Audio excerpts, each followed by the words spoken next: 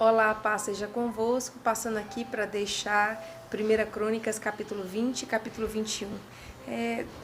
Dá alguns debates teológicos esse capítulo, porque há uma semelhança em 2 Samuel, capítulo 24, verso 1, com o 1 Crônicas 21, 1, só que eles comentam coisas um pouquinho diferentes. Como assim? Lá em 2 Samuel 24, ele fala que Deus incitou Davi a fazer algo, porque Deus estava já aborrecido com Davi. E aqui fala que Satanás incitou. Então há uma discussão sobre isso. Mas é preciso compreender com muita sensibilidade essa questão, que aquilo que a gente escolhe, aquilo que as nossas decisões estão se inclinando, se formos deixados a isso, nós nos perderemos, porque o pecado gera morte. Então vamos dizer assim, que Deus deu uma permissão a Satanás, porque a Bíblia diz que ninguém é tentado por Deus.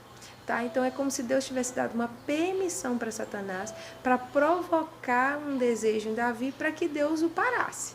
Eu costumo dizer que se a gente não para, Deus para a gente, né?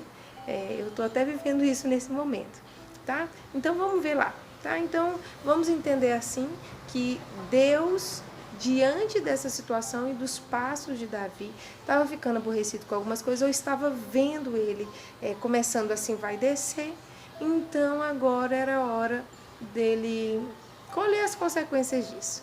E aí Davi decide fazer um censo, ou seja, fazer uma contagem.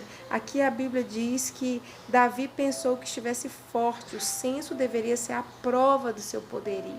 Mas aí é muito engraçado, porque Joabe diz, ô Davi, ô meu senhor, ô meu rei, versículo 3, porventura todos eles súditos do meu Senhor, todos eles já não são súditos do meu Senhor? Para que trazer essa culpa sobre Israel?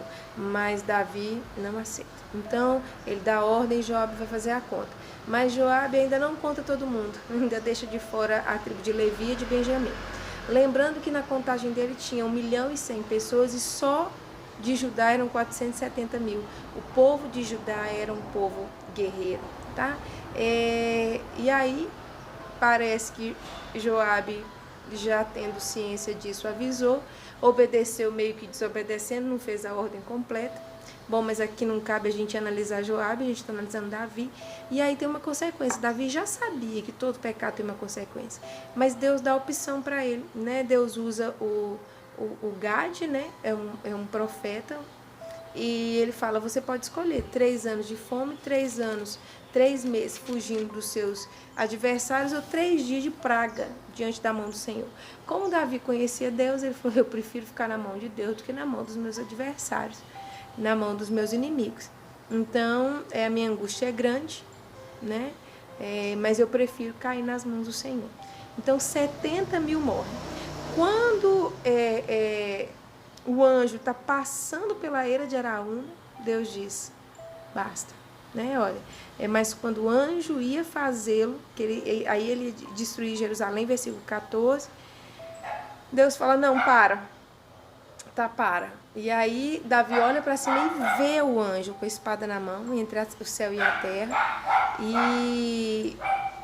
e Davi, tipo, briga com Deus, olha, não foi eu que mandei. Por que você está tratando com as ovelhas e não comigo, que sou o pastor delas? Foi eu que decidi isso. Por que você está punindo elas, né? Mas aí Deus usa de novo Gade e fala, vá providenciar um altar para mim, na eira de Araúna. E Davi foi para lá em obediência à palavra que Gade havia dado para ele. E aí ele chega para Araúna e fala, me dê, eu vou comprar, porque eu quero sacrificar o Senhor. Araúna, não, eu dou tudo para o Senhor, né? Eu dou os bois, o holocausto, dou o debulhador, dou a terra, dou o trigo, dou a oferta. Mas Davi fala, eu não darei, versículo 24, não darei ao Senhor nada daquilo que pertence a você. Eu não vou dar nada ao Senhor que não me custe nada. Né? E hoje a gente está vendo isso muito invertido. As pessoas estão querendo dar o que é do outro, estão querendo dar o que não custa nada. Mas Davi tinha essa sensibilidade no seu coração. E aí ele prepara um altar e Deus responde imediatamente, mais uma vez, com fogo. E ele come o altar, como que dizendo, estou aceitando o seu sacrifício. Capítulo 22, aqui já está falando dos preparativos do templo. É como se Davi estivesse fazendo um desabafo. Olha, meu filho é muito novo, muito experiente, versículo 5. Por isso eu vou deixar tudo preparado para você. E aí ele já deixa mesmo, tá? Aqui até comenta que ele é um homem de guerra, mas que seu filho é um filho de paz, né? Você terá um filho que será um homem de paz, e eu vou fazer com que ele tenha paz com os outros. E aí ele ministra sobre Salomão. Agora, meu filho, que o Senhor seja com você, que você consiga construir o templo, que ele seja o seu Deus, conforme ele disse que você faria. E você prosperará, preste muita atenção nisso, em obedecer aos decretos e às leis do Senhor, as leis que o Senhor deu a Israel por meio de Israel. Então, para você prosperar, você vai precisar aprender a obedecer, né? Então, seja corajoso, não tenha medo e não se desanime. Ou seja, quando eu estou em obediência, eu já fico forjado de uma autoridade diferenciada, tá? Então, olha, agora comece o trabalho, que o Senhor esteja com você. Agora, ele cita uma coisa muito importante: consagrem o coração e a alma para buscarem o Senhor. Existem pessoas que se dando só um pedaço, sabe? E Deus não quer um pedaço. Davi tinha deixado 3.500 toneladas de ouro, 35.000 toneladas de prata, bronze, ferro, madeira, pedra, e agora ele já tinha os recursos. Agora ele precisava de um coração. Deus já tem os recursos. Ele é o dono do ouro e da prata.